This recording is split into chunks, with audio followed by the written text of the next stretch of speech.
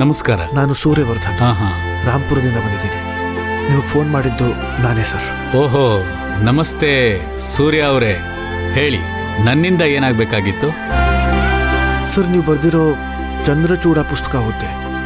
ಅದು ಸರ್ಕಾರ ನಿಷೇಧ ಮಾಡಿದೆ ಅಂತ ಗೊತ್ತಾಯ್ತು. ಆದರೆ ಇಷ್ಟು ಒಳ್ಳೆ ಪುಸ್ತಕ ಯಾಕೆ ನಿಷೇಧ ಮಾಡಿದ್ದಾರೆ ಅಂತ ಗೊತ್ತಾಗ್ಲಿಲ್ಲ ಸರ್.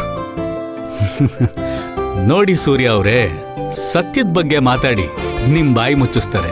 ಅದೇ ಸತ್ಯದ ಪರ ಹೋರಾಡಿ ನಿಮ್ಮನ್ನೇ ಮುಚ್ಚಾಕ್ಬಿಡ್ತಾರೆ. ಆದ್ರೆ ಸತ್ಯ ಯಾವತ್ತೂ ಸಾಯಲ್ಲ.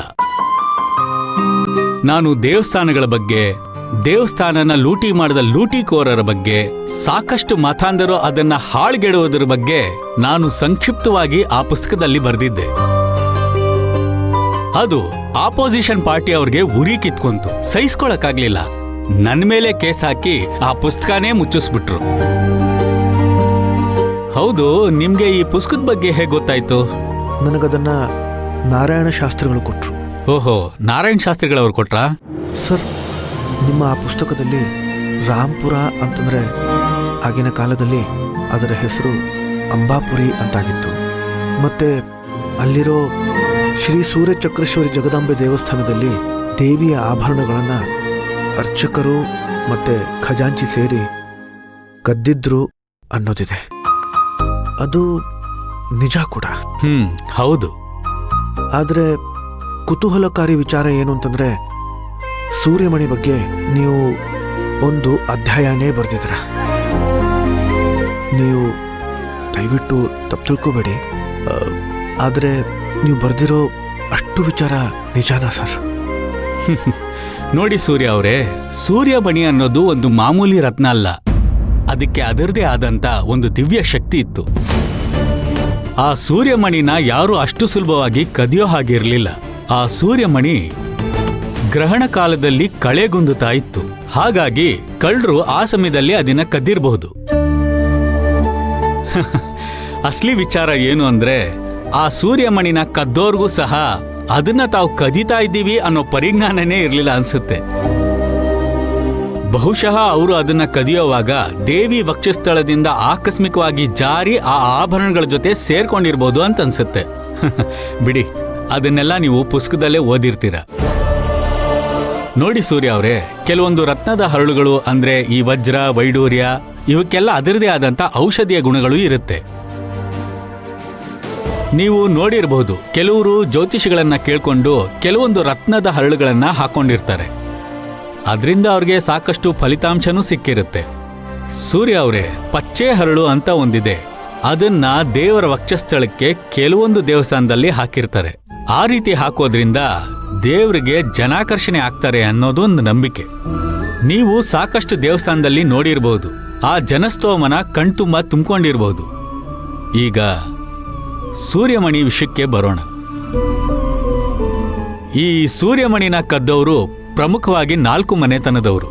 ಅದರಲ್ಲಿ ಖಜಾಂಚಿ, ಪದಾಧಿಕಾರಿಗಳು, ಪೂಜಾರಿ ಹಾಗೂ ದಂಡನಾಯಕರು ಇದ್ರು. ಇವರೆಲ್ಲ ಇನ್ವಾಲ್ವ್ ಆಗಿ ಆ ಸೂರ್ಯಮಣಿನ ಕದ್ರು.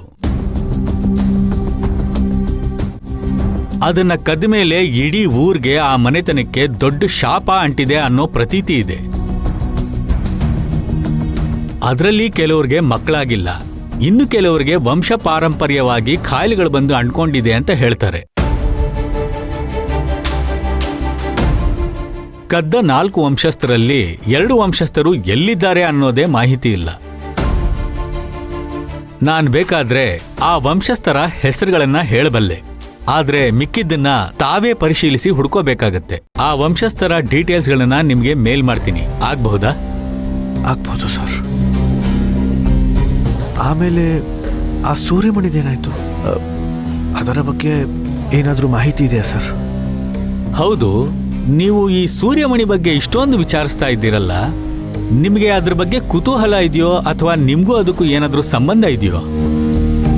300 ವರ್ಷಗಳ ಹಿಂದೆ ಬಲಭದ್ರ ಸೂರ್ಯ ಅನ್ನೋರು ಆ ಸೂರ್ಯಮಣಿನ ಕಾಪಾಡ್ತಾ ಇದ್ರು.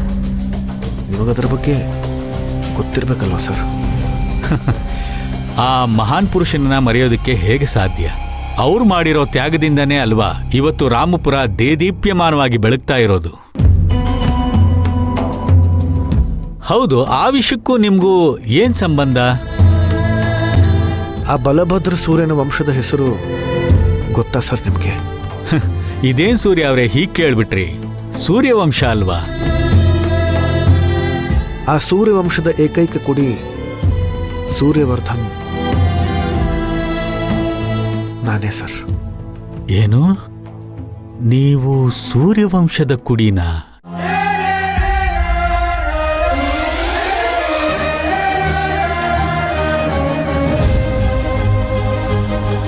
ಆ ಸೂರ್ಯಮಣಿ ಕಳುವಾದಾಗಲಿಂದ ನಮ್ಮ ವಂಶಸ್ಥರು ಹಲವಾರು ಕಷ್ಟಗಳನ್ನು ಅನುಭವಿಸ್ತಾ ಬಂದಿದ್ದಾರೆ.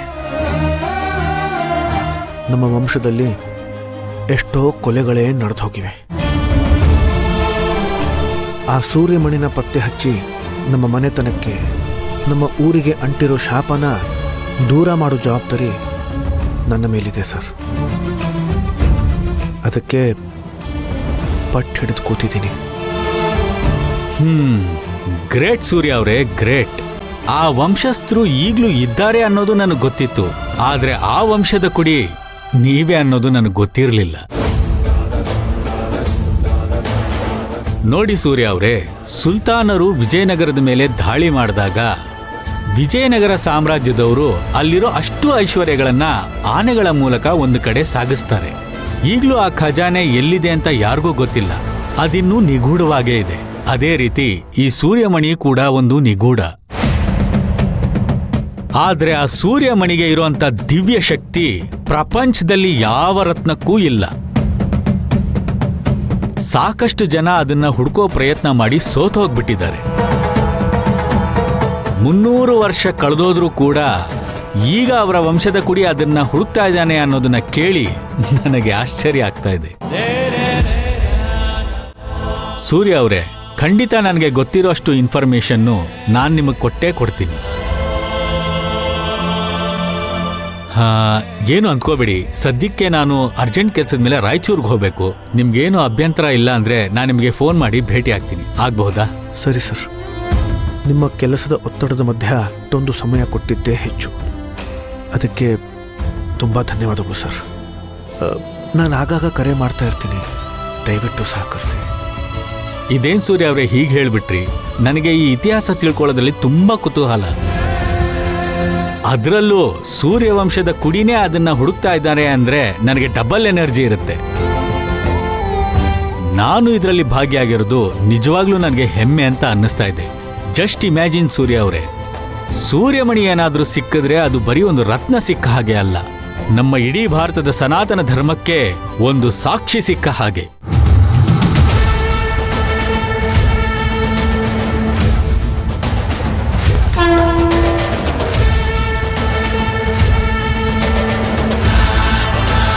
ನೋಡಿ, ಖಂಡಿತ ನಾನು ನಿಮಗೆ ಎಲ್ಲ ರೀತಿಯಿಂದಲೂ ಸಹಾಯ ಮಾಡ್ತೀನಿ. ನಾನಿನ್ನು ಬರ್ತೀನಿ, ಆಗಬಹುದಾ? ಬರ್ತೀನಿ. ಮೇಲ್ ಮಾಡೋದನ್ನು ಮರಿಬೇಡಿ ಸರ್. ಶೋರ್, ಖಂಡಿತ ಮಾಡ್ತೀನಿ.